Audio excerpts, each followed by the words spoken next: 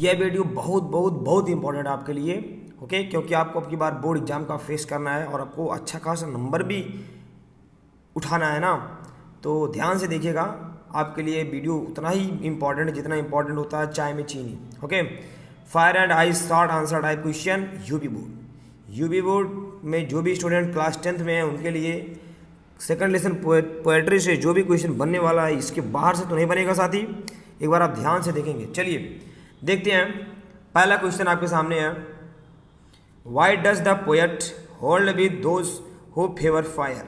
कहता है कवि उनका समर्थन क्यों करता है जो अग्नि का पक्ष लेते हैं। जो लोग ऐसा कहते हैं कि पूरी दुनिया आग से नष्ट होगी, कवि उनका पक्ष क्यों लेता है, कवि उनके पक्ष में बात क्यों करता है।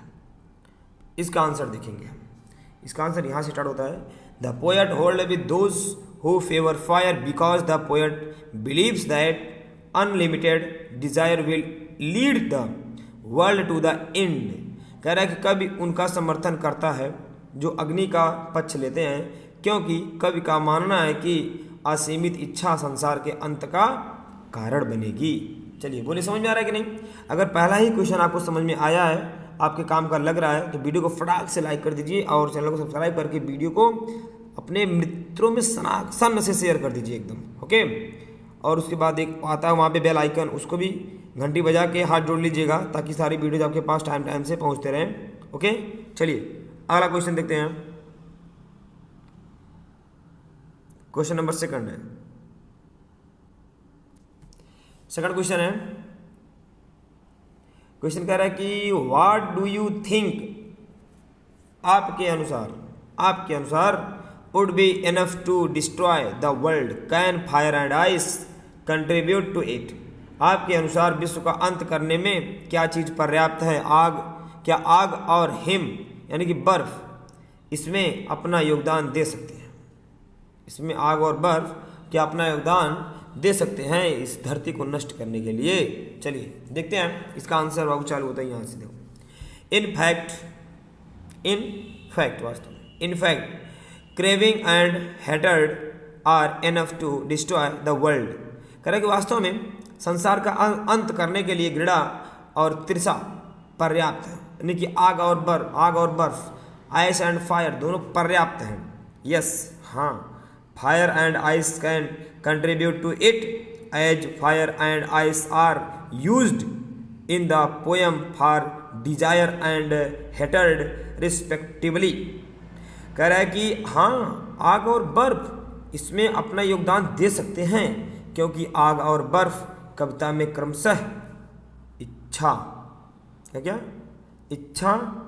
और घृणा के लिए प्रयोग किए गए हैं, जिनसे इस संसार का अंत हो सकता है। आग और बर्फ यानी कि घृणा और तृषा, ओके, ये चीज था यहाँ पर। चलिए अगला क्वेश्चन देखते हैं। क्वेश्चन नंबर थर्ड है, how will the world and twice. कह रहा है कि किस प्रकार विश्व का अंत 2 बार होगा। विश्व का अंत 2 बार किस प्रकार होगा। आंसर देखते हैं इसका आंसर स्टार्ट है यहाँ से। There are 2 prevailing views about the end of the world. Some people say that end world will be due to craving and some people say that it will be because of hatred, and in fact both of these can end humanity. In this way the world can end twice. ध्यान देंगे आप। कह रहा है कि इस संसार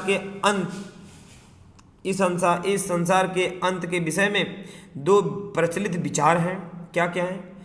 कुछ लोग कहते हैं कि संसार का अंत तृष्णा के कारण होगा, और कुछ लोग कहते हैं कि घृणा के कारण होगा, और वास्तव में ये दोनों ही मानवता का अंत कर सकते हैं। इस प्रकार संसार का अंत 2 बार हो सकता है। चलिए क्वेश्चन नंबर 4 है, देखिए। How has Frost brought out the contrasting ideas in the poem. इस कविता में किस प्रकार विपरीत विचारों को प्रस्तुत किया गया है? इस कविता में फ्रॉस्ट ने, कवि ने किस प्रकार कंट्रास्टिंग यानी कि विपरीत विचारों को प्रस्तुत किया है? चलिए आंसर देखिए इसका आंसर स्टार्ट होता है, Frost presents two opposite ideas in the poem. करें कि फ्रॉस्ट ने इस कविता में दो विपरीत विचारों को प्रस्तुत किया है। ओके, आगे है Dzire and hatred. Dzire and hatred, इच्छा और घृणा, इच्छा और घृणा दो अलग अलग विचारों को प्रस्तुत किया है। Desire drives us to seek something intentionally. कह रहा है कि इच्छा हमें किसी चीज की तीव्र खोज में प्रेरित करती है, तीव्र खोज की तरफ हमें ले जाती है। आगे just as the coldness of ice and blow our senses so the hatred of our hearts can numb our kindness. Our kindness of ice can blow our senses. Okay, कह रहा है कि इसलिए इसकी तुलना आग से की गई है। जिस प्रकार बर्फ की ठंडक हमारे होश उड़ा सकती है, ठीक उसी प्रकार हमारे हृदय की घृणा हमारी दयालुता को सुन्न कर सकती है। हेंस डिस्गस्ट हैज, यहाँ से hence disgust has been compared to snow. In this way Frost brought out the contrasting ideas in the poem. इसलिए घृणा की तुलना बर्फ से की गई है। इस प्रकार फ्रॉस्ट ने कविता में विपरीत विचारों को सामने लाया है। ओके, चलिए अब क्वेश्चन नंबर नेक्स्ट है, 5वां क्वेश्चन है और शॉर्ट आंसर का ये लास्ट क्वेश्चन रहेगा आपका। ओके, देखते हैं हम क्वेश्चन नंबर यहाँ से स्टार्ट होता है। How does the poet caution the common man. इस कवि किस प्रकार साधारण व्यक्तियों को सावधान करता है।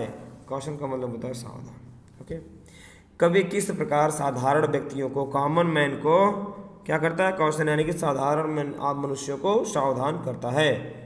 चलिए ध्यान दीजिए, कह रहा कि the poet cautions the common man.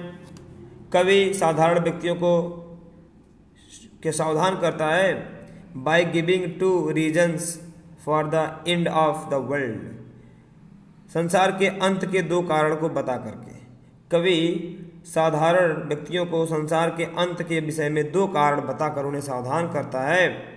आगे है the poet tells that both desire and hatred can end the world.